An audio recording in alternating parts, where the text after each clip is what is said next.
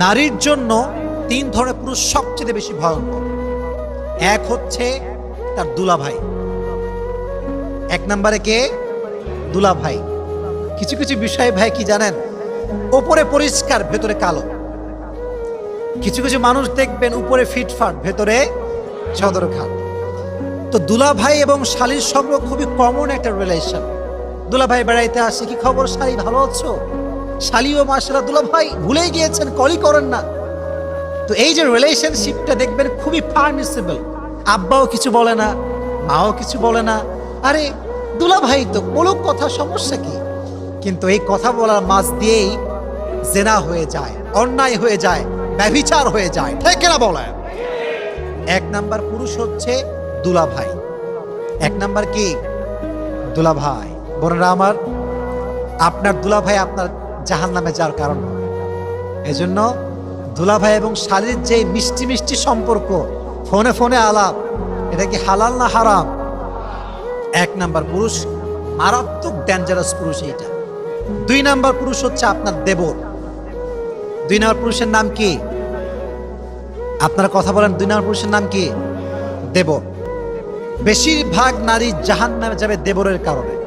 হাদিস নবীজি বলেছেন, হামু কাল মউত, মেয়ের জন্য তার দেবর হচ্ছে মৃত্যুর মতো। মাঝে মাঝে দেখবেন যখন বিয়ে করে ভাই, নিয়ে আসছে বাসাতে বউ, কিন্তু বউ যখন অবাধে চলাফেরা করছে, একজন মেয়ে যখন বাসার ভেতরে থাকে, খুবই স্বাভাবিক তার ড্রেস একটু উল্টাপাল্টা হবে, তার ওড়না সরবে, সে যখন রান্না করবে তার ড্রেসে উল্টাপাল্টা হতে পারে। It could be happen, it's very natural. কিন্তু যখন দেবর সাহেব ডানে আছে, বামে আছে, ঘুরছে অবাধে, তখন দেবরের চোখটা নষ্ট হয়, দেবরের অ্যাট্রাকশন কাজ করে। আর ভাবিও একটা পর্যায়ে গিয়ে চলতে চলতে দেবরের সঙ্গে ফ্রি হয়ে যায়। আর মাশাআল্লাহ, যদি স্বামী বিদেশ থাকে তো তার কোনো কথাই নেই, দ্য ম্যাটার ইজ খালাস, পুরোটাই খালাস।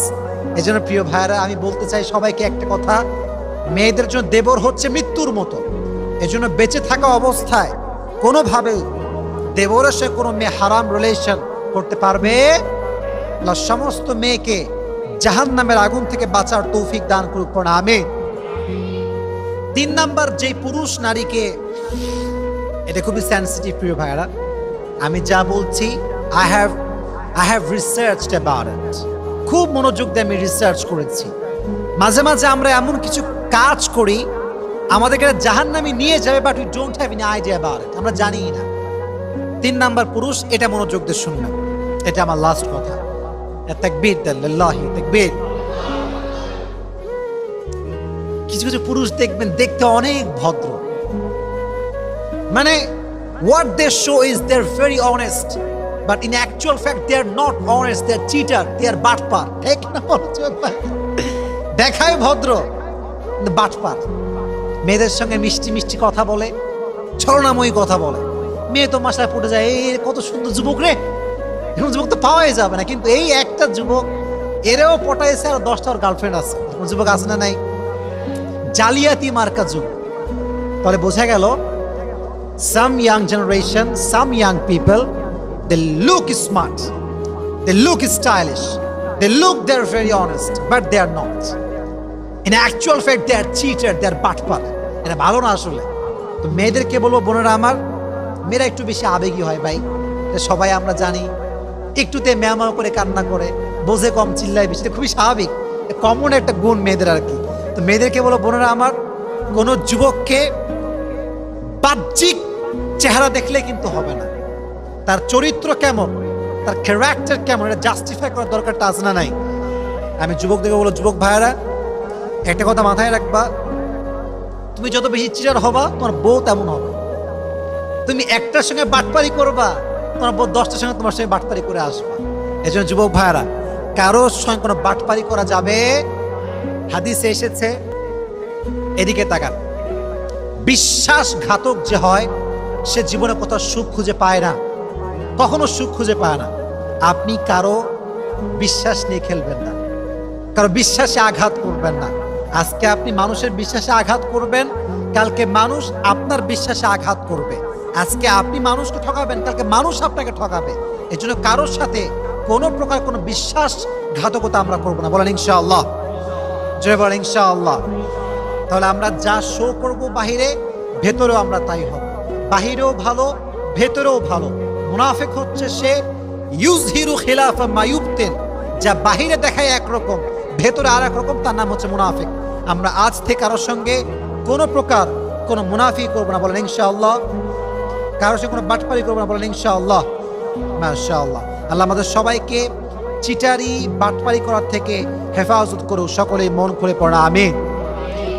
আরেকটা কথা বলি, কিছু কিছু মেয়ে দেখবেন কোন ছেলেকে পছন্দ করলে এত বেশি আবেগী হয়ে যায়, আব্বা আম্মাকে মাইনাস করে ফেলে, মাইনাস করে ওই ছেলের সঙ্গে পালিয়ে গিয়ে বিয়ে করে। ঠিক কিনা বলেন যুবক ভাইরা? পালিয়ে গিয়ে বিয়ে করে। মনে রাখবেন, যারা আব্বা আম্মার সঙ্গে গাদ্দারি করে তারা কি জান্নাতে যাবে না জাহান্নামে যাবে? রিদাউর রব্বি ফি রিদাইল ওয়ালিদাইন ওয়া সাখতুর রব্বি ফি সাখতিল ওয়ালিদাইন। আল্লাহ বলছে, তুমি জান্নাতে প্রবেশ করতে চাও, জান্নাতে তুমি তোমার আব্বা আম্মাকে সুখী করে দাও, আমি আল্লাহ তোমাকে জান্নাত যাওয়ার টিকিট দান করে দেবো। সুবহানাল্লাহ পড়েন। এজন্য কোনো স্টাইলিশ পুরুষের পাল্লায় পড়ে মেয়েরা যারা আবেগী না হয়ে যায়, আল্লাহ আমাদের বোনদেরকে বোঝার তৌফিক দান করুন। সকলেই পড়ে আমিন। তাহলে বোঝা গেল নারীকে 3 ধরনের পুরুষ জাহান্নামে নিয়ে যাবে।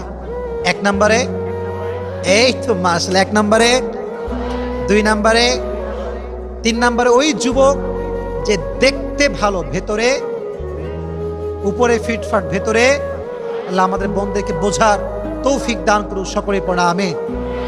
জাহান্নাম থেকে কেমন করে বাঁচতে পারি? কয়েকটা আমল, মনোযোগ দিয়ে শুনবেন। আগেই একটা বিষয় ক্লিয়ার করি, জাহান্নামের জীবনটা শুরু হবে কবরে যাওয়ার পর থেকে। কোথায় যাওয়ার পর থেকে? কবরে।